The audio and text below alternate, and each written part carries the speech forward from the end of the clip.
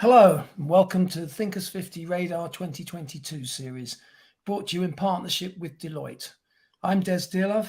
And I'm Stuart Craner. We are the founders of Thinkers50, the world's most reliable resource for identifying, ranking and sharing the leading management ideas of our age, ideas that can make a real difference in the world. In this weekly series of 45-minute webinars, we want to showcase some of those ideas to bring you the most exciting new voices from management thinking. So please let us know where you are joining from today and send over your questions at any time during the session. Our guest today is Antonio Aloisi. Antonio is a Marie Curie Fellow and Assistant Professor of Labour Law at IE Law School in Madrid. His research focuses on the impact of digital innovation on labour regulation and social institutions. His BOSS Ex Machina project aims to map new practices of algorithmic decision-making and assess the adequacy of existing legal frameworks for enabling sustainable data-driven workplaces. And he's the co-author of the forthcoming book, Your Boss is an Algorithm, Artificial Intelligence, Platform Work and Labour, which is coming out in July 2022, and which offers a compass to navigate the era of radical advancements such as the gig economy, algorithmic management, and digital surveillance. Antonio, welcome. So let's start with your personal journey. How did you get interested in the digital workplace in the first place? Yeah, thank you very much for having me. First of all, it's a pleasure for me to be here. I'm connecting from the IE Tower here in Madrid, from our new offices in a wonderful building. And yes, as regards my interest in the topics connected to the digitization of the workplace and the impact of technology on social institutions and more broadly on the labor markets, I guess it started very early. I wrote my dissertation at the university on the role of unions in shaping more friendly workplaces. And then in 2014, I started my PhD journey at Bocconi University in Milan. And I decided to work together with my co-author and then supervisor, Valerio De Stefano, on an emerging topic that was the topic of platform work in the gig economy. In Europe, it was very limited in its dimension, but it was coming. New platforms basically colonizing our urban areas all over Europe, from London to Madrid to Barcelona to Milan. And we realized that despite the much discussed competition issues of new platforms disrupting existing markets, there was something more. And in particular, the most pressing issues were the ones connected to the classification of workers, that is strictly connected to the business model of platforms, but also the emergence of new practices of management of these ubiquitous workplace by means of technologies such as AI, algorithms, and machines, broadly speaking. So, I worked on these during the PhD journey. I submitted my thesis. I had the chance to discuss these topics with a very large audience because the interest was growing, including at the institutional level. Because as you may know, the European Union, for instance, has been at the forefront of the regulation of technology. There is an ongoing discussion on the approach and the values of the EU institutions that are trying to combine the safeguard of rights with the attempt to unleash innovation. And that's it. Of course, I've been following the debates, monitoring the new advancements, and this is why I ended up focusing on something that is broader than the gig economy itself, because at the moment, algorithmic management is spreading all over the labor market, regardless of contractual classification, regardless of the industry. The pandemic, for instance, has accustomed us to these new devices, and now we would say that, in a sense, we are whole platform workers. For example, we are now using a platform to perform something that is connected to work or at least to professional experiences. Yeah, I love the title of the book. It's slightly alarming, slightly worrying. Your boss is an algorithm. But we're going to obviously talk about some of the content of the book. But clearly, the pandemic has had a huge it has created a huge impetus for this sort of some of these changes that were already taking place, and seems to have really accelerated, the journey towards remote working, which of course, throws a lot of these issues, makes them even more pressing. How have you found, what are you finding that the pandemic has literally driven this faster? Yeah, so basically everyone is claiming that the pandemic has been an accelerator of pre-existing trends. And this is, of course, true. There were so many underlying aspects of the labor market that have been magnified by the pandemic. In my opinion, and this opinion is also shared, of course, by Valerio De Stefano, my co-author, we are also convinced that the pandemic is offering a window into some futures of work that have arrived previously than anticipated, that are causing some kind of anxiety or interest or curiosity. In our analysis, we find that the pandemic, of course, has facilitated the adoption of new technologies because of the need of being distant, of complying with rules on isolation, and so on and so forth. The pandemic has also somehow shifted the perception, the attitudes toward technology, towards the reliance on technology. Let's think of remote working, remote teaching, food delivery, the digitization of the public administration that has been forced by the pandemic. At the same time, the pandemic has resulted in a profound polarization between two categories of workers, at least, what we call essential workers, frontline workers, that could be also invisible, working in food production sectors, in warehouses, in logistics, and so on and so forth, and remotable activities. We claim, of course, that remote work is here to stay, is also a terrific organizational opportunity to restructure business, to get rid of bottlenecks, to shift towards a system of assessment that is based on deliverables instead of face-time and presentialism. At the same time, there is an hidden side of the coin, that is the relevance of essential workers. At the beginning, at the onset of the pandemic, many commentators rushed to claim that this health emergency would have meant an increase in automation. So many robots, for two main reasons. Because we had to stay home as mandated by the governments, but also because robots never called in sick and they never go on strike, of course. But we have come to realize the importance of the human network that is making our quarantine lives proceeding as smoothly as possible. So instead of seeing an increase in automation, we have realized that workers in these essential workers in essential sectors, from care to assistance to delivery to logistics to food production, are the backbone of our society. Of course, on the other side, remote work is a terrific innovation in terms of reconciling professional and private lives, offering an opportunity to develop new skills, to improve also in terms of collaboration. And we have, looking at data, realized that productivity hasn't dropped during the pandemic. So there are mixed results.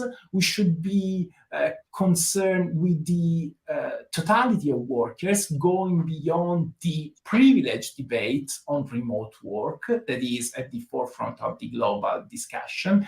But of course, we claim also that the main legacies of the pandemic, including the digital acceleration, the adoption of more intrusive technologies, are here to stay. First, because the investments have been so large that it would be meaningless to go back. And second, because they are going to be somehow assessed in the long run. So while we have some kind of resistance, some managers, some local politicians that are asking people to go back to work, for instance, as if in the last 2 years we've been sliding off, some crucial components, some legacies, some prominent results of the pandemic will be with us in the near future. Just a reminder, we're joined by Antonio Aloisi, co-author of Your Boss is an Algorithm. Please send in your questions during the conversation. I mean, usually, Antonio, the impact of technology is seen from the perspective of workers losing their jobs to technology, not managers. But your research and your arguments turn that on its head, suggesting that managers are also in the technological firing line. Is that a kind of a good summary of your research? It is. I mean, we have an entire chapter that is devoted to the discussion on the so-called future without work. There are many lines of popular media outlets claiming that we are headed towards a workless society. First, we try to dispel this myth by relying on literature written by economists such as David Odor, for instance.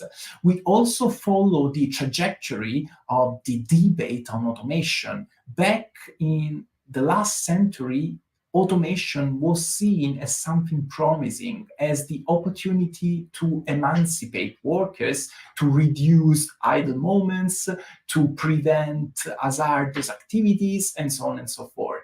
Then, in the 70s, the debate has somehow shifted towards the basically identification of automation as a peril, as a threat. Robots taking over, robots basically displacing blue collars at the beginning and then white collars. We claim that contrary to these alarmist predictions, activities and professions are here to stay. According, for instance, to the OECD, the Organization for Economic Cooperation and Development, only 9% of existing jobs could disappear. But what is important to take into account is that 40% of current professions are going to be transformed by technology. This is because technology is not able to basically destroy jobs. Technology can only automate some tasks that are included in more complex jobs and professions. But what is important to take into account is that at the moment, at the global level, we are not witnessing jobs automated away because of the large availability of cheap, precarious, not well-paid activities. So there is an intrinsic limit to automation. The first one is the fact that not all activities can be programmed, can be taught to an algorithm, to a robot, to an electronic device. But the second and more troubling limit is the large availability of humans that are cheaper than technology. And this is a cap on innovation that we should be concerned of. And then there is a second layer of the discussion that is precisely the one that you mentioned, the fact that AI algorithms are pretty good when it comes to replacing, assisting, or at least complementing decisional tasks at the workplace level. So it's not the ordinary job, it's not the ordinary worker that is going to be replaced by AI, but managers are in danger in a sense. So many activities throughout the entire life cycle of human resources management practices at the workplace level can be easily entrusted, assigned to technology. When it comes to hiring, new applicants can be tested online by cameras and other software that are basically used to match them to the existing profiles.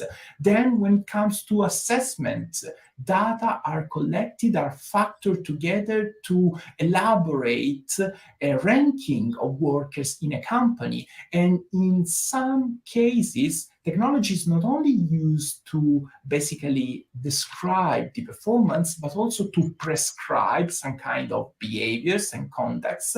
And in the most extreme cases, technology is also used to fire workers on the basis of the granular and aggregated data that are collected at the workplace level.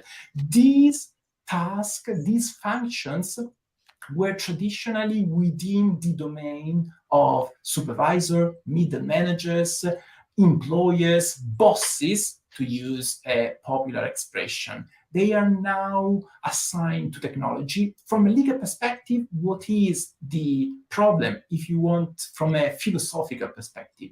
The existing rules are tested on humans. They have been fine-tuned on humans. Humans have volition, they have accountability, they have responsibility, but the existing controlling factors, the countervailing forces, are somehow displaced by a new form of power, which is more sophisticated from the previous one, from power and authority of the past. No, it's quite alarming for managers in a certain way when you put it like that. But it seems to me the big shift here is really in how we understand the nature of work and what adds value, and therefore what we measure, what we're trying to control. Because I mean, we know there's been there's talk of an increase in sort of surveillance and even having workers where their number of keystrokes are being measured per hour, but they probably aren't appropriate controls or measures. I mean, they're based on the old kind of model, seems to me, of presenteeism and sitting at your desk, which may not actually be a measure of how valuable you are, how productive you are. Is that fair comment?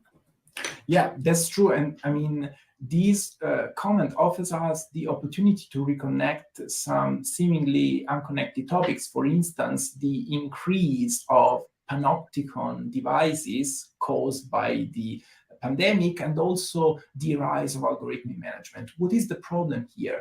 Very often, the metrics that are selected to evaluate, to appraise the performance are meaningless. They count or measure something that is not instrumental to a good performance.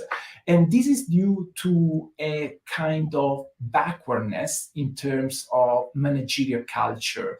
We've seen this during the pandemic, for instance. Workers have been asked to keep the camera open. Workers have been asked to attend so many useless meetings just to praise managers that were basically afraid of losing control of the workforce. In other sectors, in those sectors that I named before as essential sectors, other devices have been introduced to check compliance with hygiene rules. For instance, new tech devices just to check whether workers were cleaning their hands. What does this say? Something brutal about the lack of selection of important metrics. The numbers are to be selected consistently with the goals that are indicated by managers at the company level. So to say something more optimistic, there are several examples of what we call co-determination of metrics also at the workplace level. And workers are in a very good position to offer their know-how when it comes to devising some measurements, some key performance indicators that are able to shape behaviors in a promising, productive way. There are examples of co-determination of company practices, collective agreements, and workers can together with the management, co-design the systems. They are the first to be impacted. At the same time, very often some metrics are going to impact the workforce at the collective level. So workers are not interested in gaming the system because their colleagues are going to suffer from their non-compliant behaviors. This is to say that probably we need a paradigm shift. Technology is, of course, wonderful. Innovation is here to stay, but we should be trying to avoid this kind of dysfunctional use of technology that is somehow employed to replicate the most troubling hidden or explicit human flaws. And I'm not saying that human bosses are perfect. Actually, they are far from perfect. This is why we should be using technology to avoid, to minimize biases, bottlenecks, non-functional and non-fulfilling company practices. Yeah, related to what you've just been saying, Antonio, Elizabeth asks a question.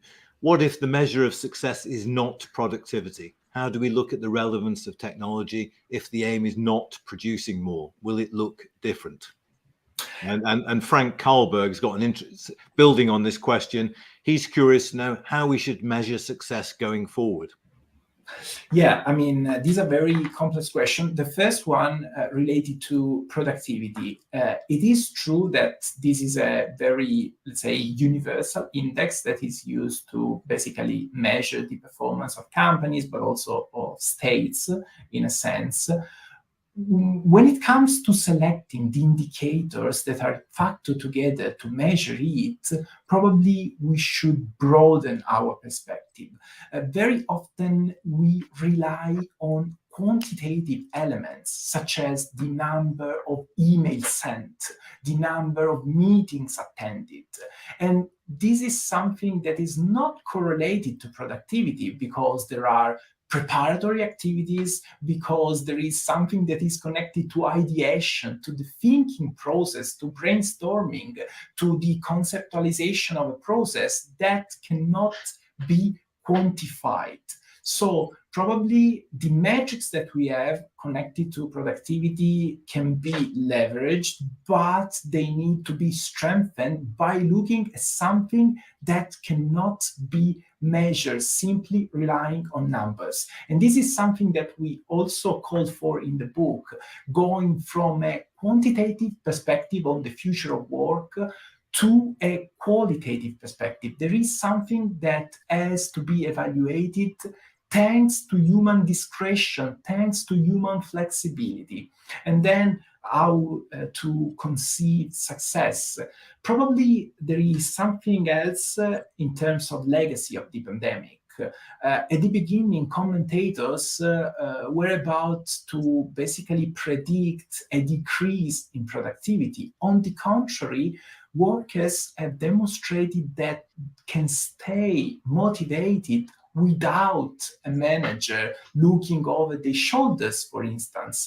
The pandemic has also facilitated an upskilling process for so many workers that had to very quickly learn how to use technology, how to rely on platforms, on collaborative tools, on new ways of circulating information. So, I mean, I don't have a solution, of course. I can just contribute to shape some kind of good practice system in a sense. And my key takeaway here is to look for something that is not easily quantifiable. Okay, that makes sense. I mean, we have tended. I mean, you're moving more into the positive realm in the last answer, but I think we have sort of been looking at the negative. Frank, with a follow-up question or a prequel, actually says, what opportunities do you see emerging as a consequence of technological changes? I mean, you mentioned a paradigm change. What's the upside of all this? What can we? Where can we see the gains? Yeah, I mean, we've been witnessing an evolutionary leap in terms of adoption of technology. I mean, our lives are fairly better than the past. So many activities that were impossible are now streamlined thanks to technology in all sectors, from the industry to the agri-tech, food, from the possibility of customizing items before launching a new product.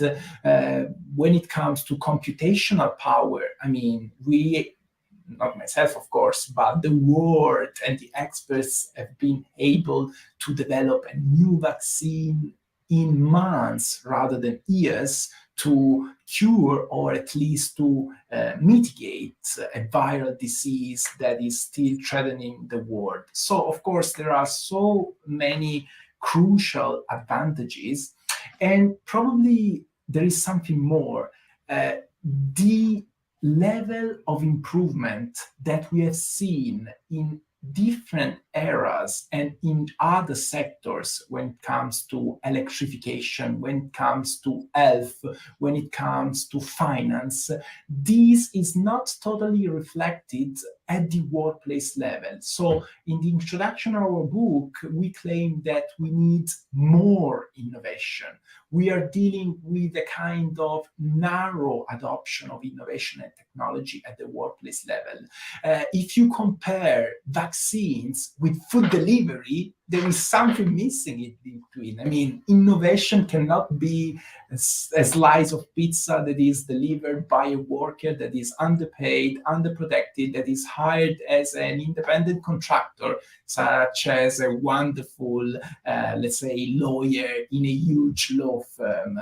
Is this innovation? We should work on the very notion of innovation. I mean, on the one side, crucial, important advancements that are pushing the boundaries of the knowledge, of our safety, of our health.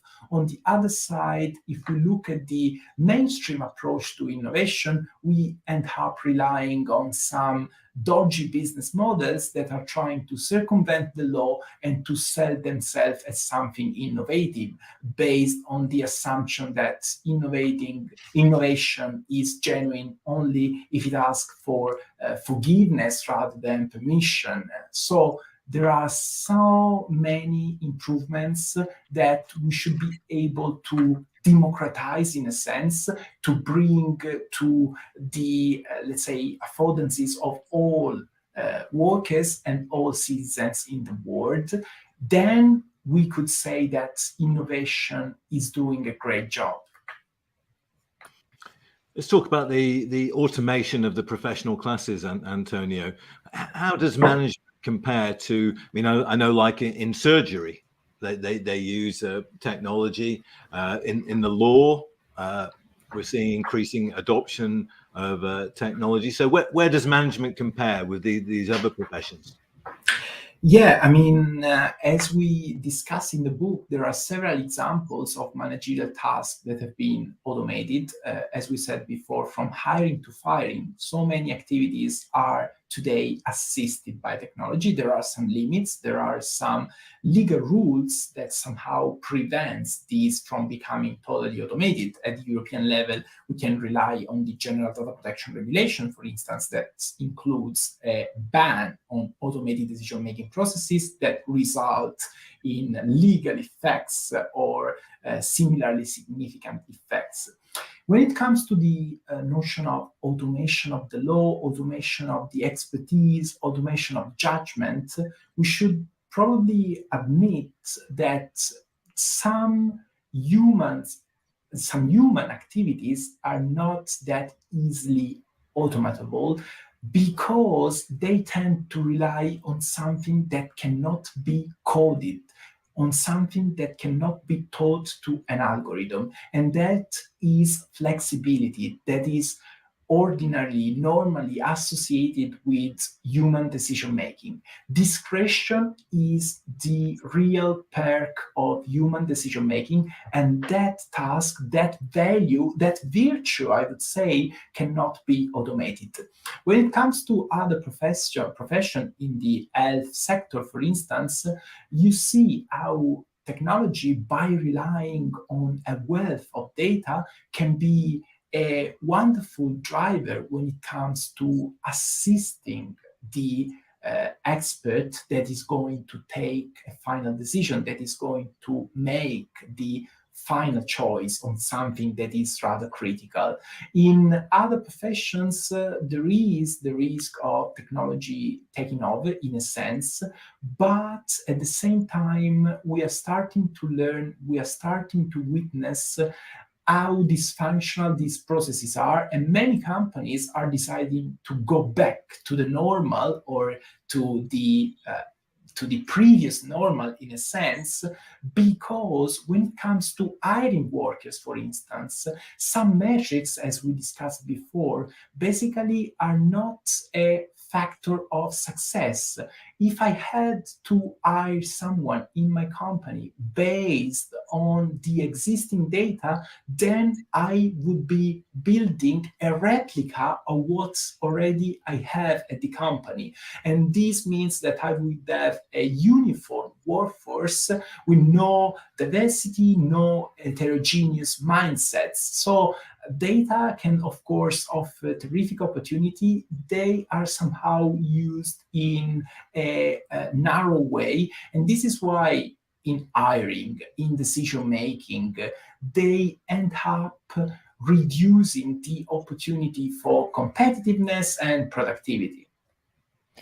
It's interesting. We had, I don't know if you're familiar with his work, but we had Matt Bean on this webinar series a few months ago, and his research was looking at specifically how automation and robotics is affecting actually surgeons, and what he found was that the use of robots is actually having a de-skilling effect on surgeons, because the old way was, with an operation was you would see one, do one, and then teach one.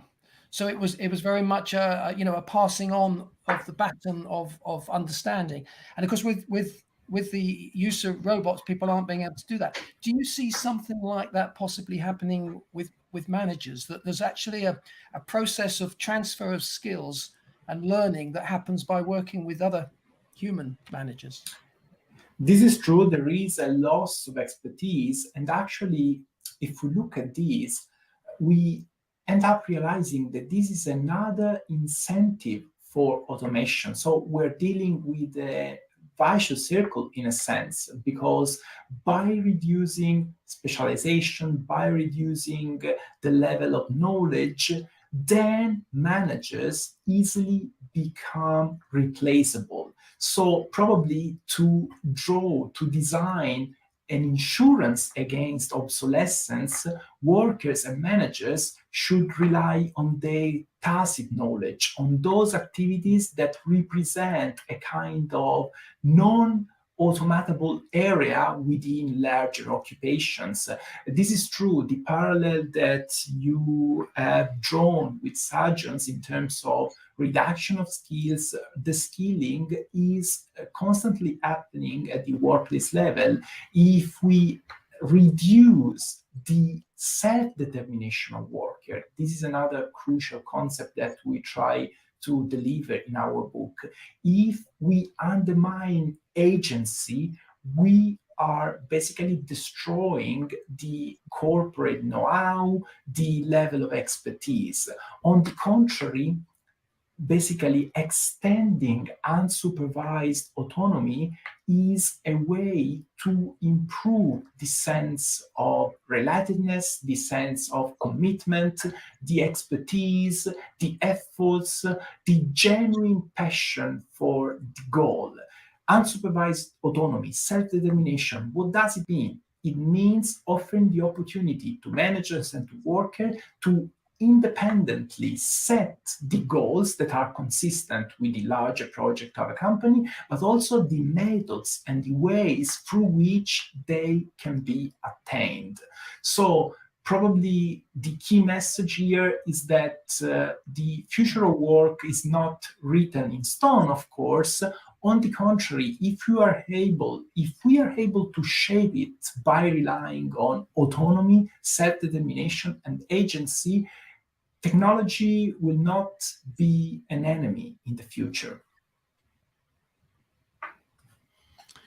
which is progress, I guess. I know Roger Martin and Alessandro Di Fiore in Harvard Business Review have written about the importance of judgment in organizations, judgment being core to managerial activities. So in 20 years' time, where do you see managers? I know somebody's already made a comment that the Chinese company Hire has practically no managers anymore. So where do you see the management role in 20 years' time, Antonio?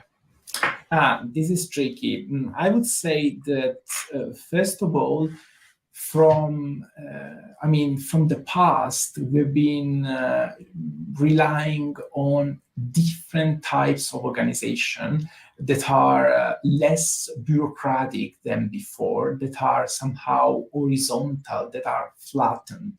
This was another myth of the past, like a total decentralization of the decision power, a total decentralization of the system of authority. This hasn't happened. We still rely on traditional power, on traditional authority, coupled with this emergence of new technologies.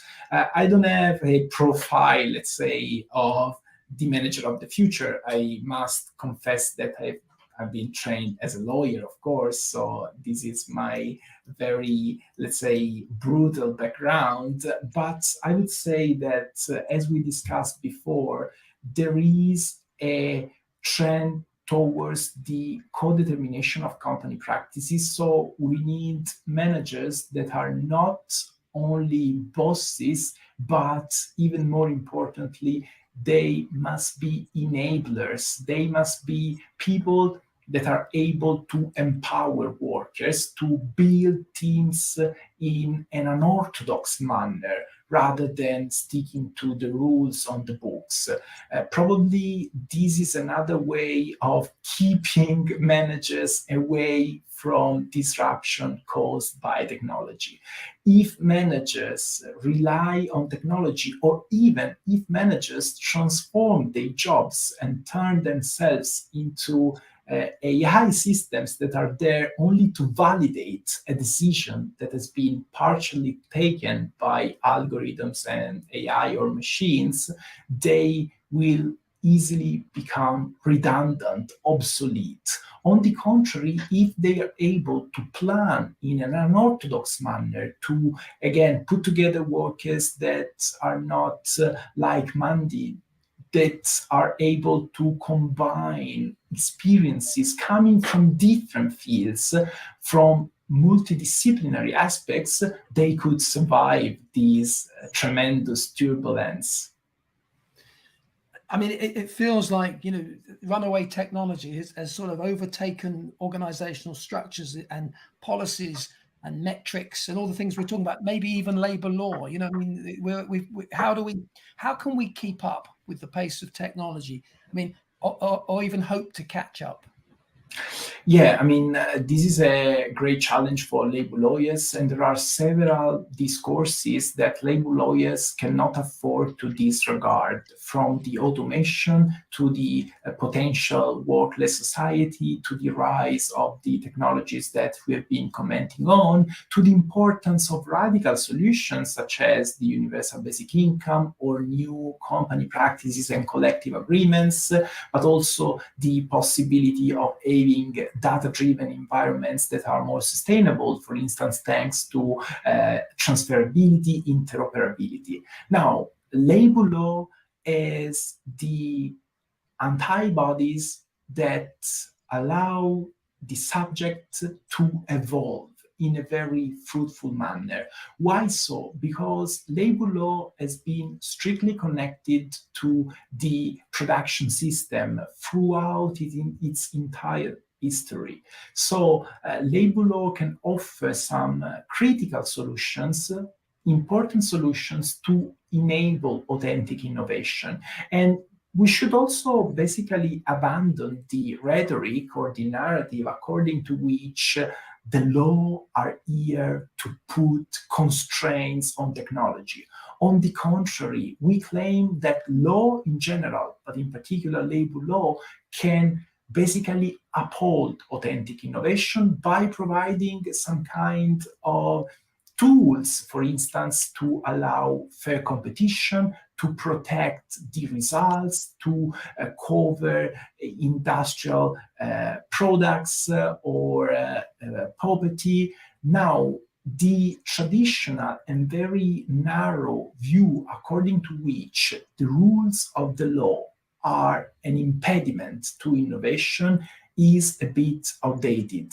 We are witnessing this also in the stock exchanges. All those companies that were supposed to cash in very easily are facing pressures because of their lack of compliance with the rules.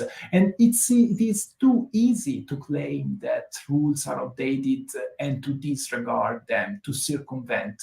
On the contrary, we need to assess the existing rules in order to adapt or update them. And we have so many examples in the book, Your Boss is an Algorithm, where there is an intimate connection between the rules of the law and the spirit of innovation. Some social institutions, such as the contract of employment, that is something considered as a relic of the past, or even collective agreements that are now facing an upsurge in terms of mobilization, for instance, in the USA, are precisely conceived to support an efficient running of a company. So there is an industrial nature of labor law. Labor law has been conceived not simply as a protective device, but on the contrary, as an organizational tool that is able to strike a balance between protection and organization, between duty and liabilities, between obligations and protections. And authority that is embedded in the contract of employment is the easiest way to basically exercise power of the workforce in a legitimate way by relying on some kind of statutorily or collectively negotiated limits that are meant to basically rationalize, to constitutionalize the power that is somehow tolerated also in private relationships as those between an employer and an employee. So where does your research go next, Antonio? At the AILO school, we are about to launch a new center precisely on the automation of the law. We will have an important event, a conference, on the last day of September 2022. So you are all invited to Madrid to join us. We're going to have so many thrilling keynote speakers, and we will be working on this with so many different perspectives together, basically all the faculty at the ILO school, colleagues from private law, from European law, from constitutional law, from law and tech, from e-justice, will be collaborating to understand whether there are some areas of the law that can be automated and how to reconcile these with the existing rules and with the issues such as volition, discretion, and agency that we have been mentioning before. And for the future, I would like to be working on so many, let's say, underlying aspects of labor law, such as the notion of space and time that have been somehow called into question by the pandemic and by the resulting rules that we've been complying with in the last 2 years. But there are important tasks for the future and other endeavors that are very thrilling in a sense. So the book, I mean, I do love the title, Your Boss is an Algorithm, out in July 2020. So we can all look forward to seeing that. But are you generally optimistic? I mean, you've been very balanced in the way you've put both sides. But are you an optimist in all this? Have we got a bright future, or is it all doom and gloom?